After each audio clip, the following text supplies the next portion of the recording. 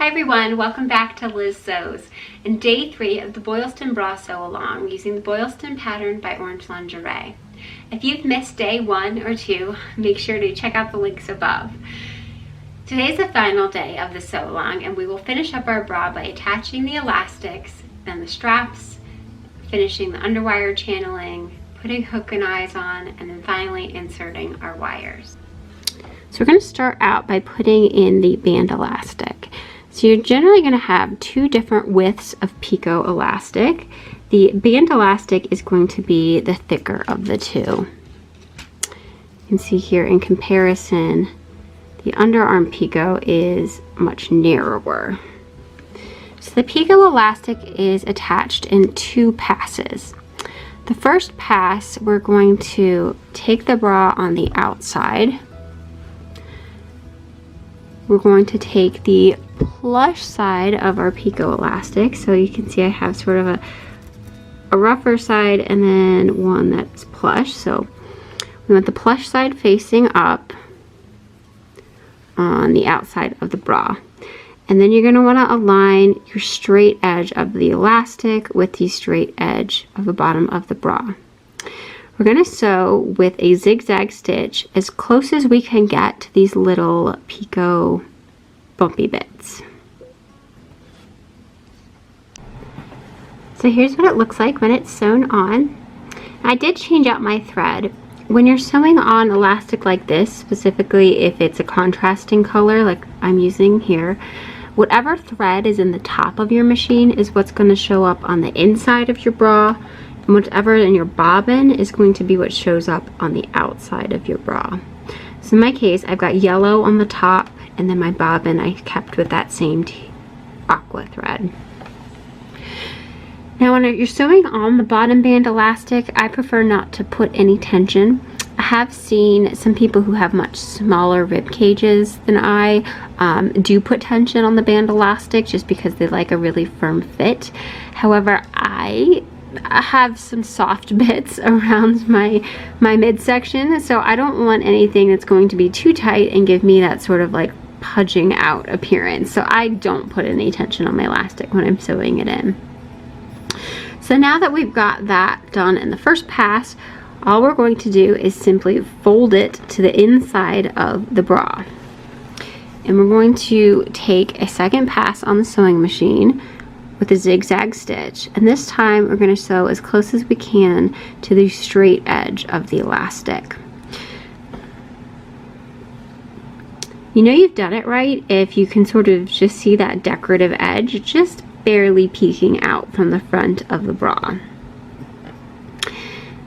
So I'm just going to go ahead and sew with a zigzag stitch next to the straight edge. And so this is what it's going to look like once you've sewn in along the straight edge. So this is the inside of the bra, and then this is what it will look like from the outside of the bra.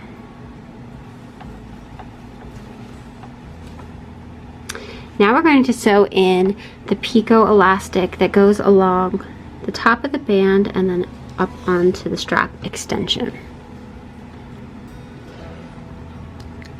So just like we did for the bottom band elastic, we want to start out by having the plush side facing up.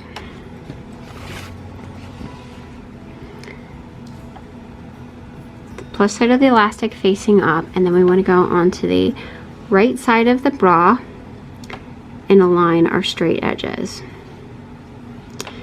So we're just going to sew this with a zigzag stitch all the way up, as close as we can to the picot edge. When you get to the strap extension, it's helpful to sort of sink your needle and then reposition so that you get that nice tight angle in there, and then continue all the way to the end of the strap extension. So I'm sewing this on, and I've gotten to the portion where the back band attaches to the cradle. So for the section there, from where that back band attaches all the way to where the strap extension attaches, I do like to put a little bit of tension onto my elastic. So this is no tension, and I might pull like a centimeter or two, and that just helps to sort of tighten that part of the bra up around that curve of your body. So here's what it looks like once it's sewn to the front of the bra. You can see I did put some tension on the elastic just in that area to help it curve a little bit. I sunk my needle and then continued up onto the strap extension. One thing I want to note is you definitely want to make sure that you don't capture that underwire channeling that we put in earlier. So make sure that's out of the way once you're sewing this on. So now, just like we did for the bottom band, is we're going to come to the inside of the bra and just fold that elastic to the inside of the bra. The last step to putting this elastic in is doing a zigzag stitch close to the straight edge of the elastic. So once you've done that, it should look something like this. From the right side of the bra, you've got just that little bit of scalloped edge showing, and then on the inside of the bra it looks like this. Again, we want to make sure that we keep that underwire channeling free. I'm just going to repeat those steps again for the other side of the bra, which is to sew on the elastic on the outside, then flip it around underneath and sew it again. So now I have that elastic sewn in to both sides of the bra. We can now finish up the underwire channeling which we put in earlier. The reason we couldn't finish putting the underwire channeling before is because you definitely want this to overlap on top of your elastic here, and it's going to overlap on top of your elastic up on top.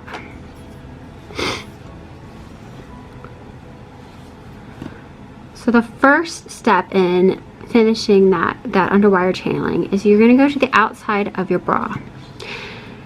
You're going to sew a scant 1/8 of an inch away from the wire line where the cup attaches to the cradle. You want to make sure that when you're sewing, you're catching the actual underwire channeling, so the underwire channeling is folding out like that.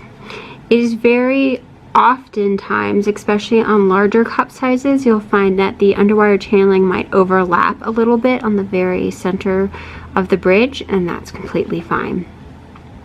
So you want to sew 1/4 of an inch just on the cradle side of that seam, making sure to catch your underwire channeling, and we're going to do that for both cups.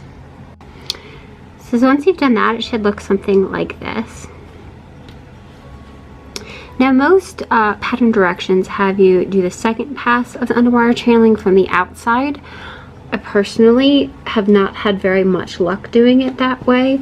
I might accidentally sew it and it gets too narrow and then I can't fit the wire through the channeling. So I have much better luck if I go to the inside and I do my second pass from the inside of the bra. So for the second pass, I want to stitch as close as I can to the outer edge of the underwire channeling. And I just want to make sure I'm keeping my eyes on things and looking like I definitely have enough width to get that wire through the channeling all the way around. Now, this might not give you as even of a look on the outside, but I just find, for me, I much rather know that the wire is going to fit into the channeling than have it look perfectly even from the outside. So I'm going to do my second pass just along the edge of the underwire channeling from the back side of the bra. So this is what it'll look like from the outside after you do that second pass. You can see my underwire channeling just barely meets in the center front, but if it overlaps like that, it's completely fine. And this is what it looks like from the inside. Now before we put in our wires, I do want to finish up the rest of the bra. I always like to put in my wires at the very end just because I think it's easier to work with the bra as it's malleable and doesn't have that rigid structure in it. So the next step is going to be to add the straps in. But before I add my straps in, I just want to double check my width right here on my hook and eyes with this. So I mentioned when I had cut out the fabric, I didn't scoop this portion as much as the pattern piece called for. I just rather have extra fabric and trim it away later than not have enough. So if I lay my hook and eyes on here, I can see that yes, I do have some excess fabric. So what I'm gonna do is just snip in here, marking the width that I would like it to be. And then I will just take some scissors and recut that curve, making it join up to where that snip is. So here you can see I've just cut off a little bit of a wedge right here to get the width that I had needed for my hook and eye. So I'm going to set the bra aside for a second and get out my strap elastic. Now I like to cut, for normal bra, I generally cut my straps at around 17 or 18 inches. However, this bra has this really nice strap extension that's all along the front of the bra. So the elastic straps are really only in the back of the bra. So you don't really need that much length. I find the last one I did, I believe I cut it at 12 inches and that was more than enough. So I'm going to cut 2 lengths of my strap elastic at 12 inches. Now before I put these straps onto the bra, I want to make them adjustable. So I'm going to take my slider, and this is the shiny side is generally the side of the bra you want, strap you want to have facing out, and then the plush side is going to be against your body. So you want to run this up one side of the slider and then back down.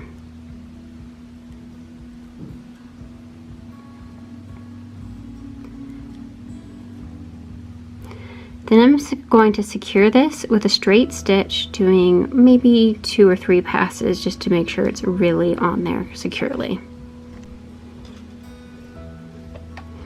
So once you've attached that, you want to go to the free edge of the strap and put your ring onto the free edge.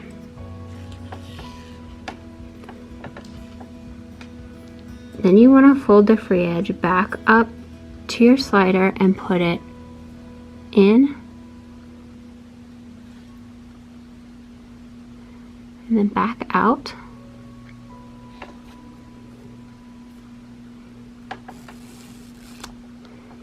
And now you have an adjustable strap. So once you have your adjustable strap made, you're going to go back to your bra into that section that we just scooped out. You're going to line it up, and then you're going to sew with a zigzag stitch along the edge of the strap to attach it to that scoop. Once you have your strap attached, it should look something like this. And we're going to go ahead and put the hook and eye on. So when you're putting your hook and eye on, you want to make sure that the eyes are going to be on the left hand side of the bra and that the hooks are going to be on the right hand side. You're going to open up this little pocket that's in the hook and eyes and just slide your band into that.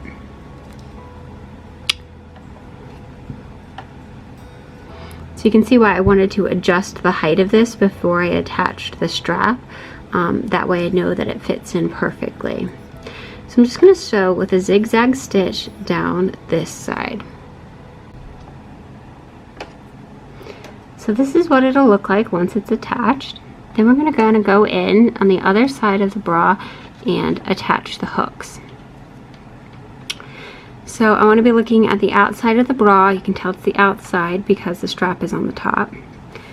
And just like we did for the eyes, there's going to be a little pocket. Just slide that into there. You want to make sure that your hooks are facing the inside of the bra, obviously, because this is how it's going to attach. So I'm just going to sew this on with a zigzag stitch. Find it's easier to sew from the inside of the bra when you have these hooks facing up.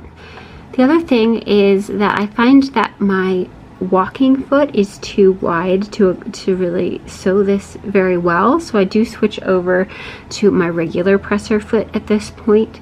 If you have a 1/4 of an inch presser foot, that might work too, as long as it allows you to have the needle do the zigzag back and forth.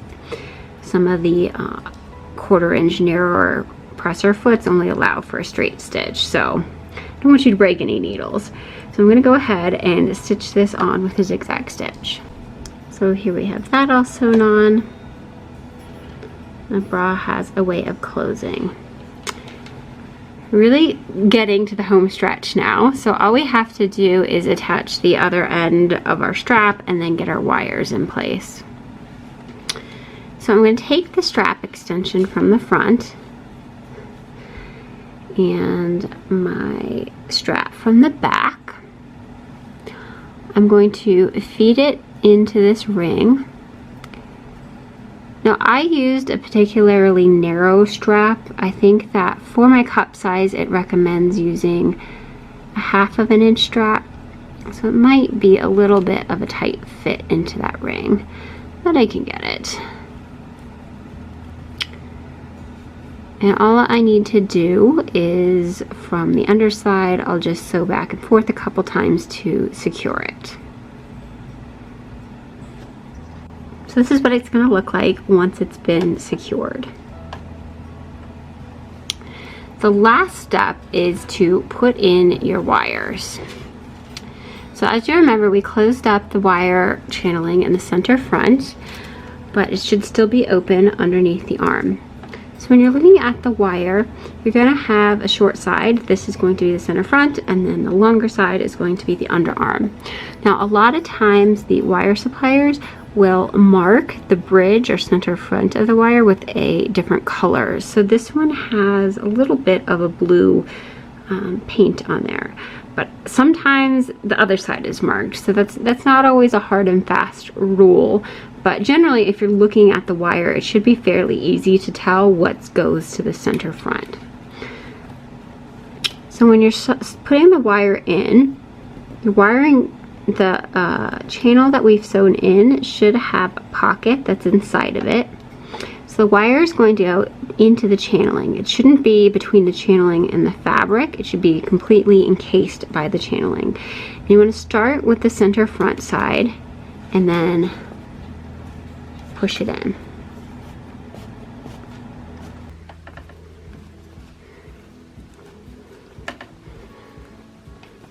And secure it for the final time. So I'm just going to use a straight stitch and go back and forth over that end a couple of times.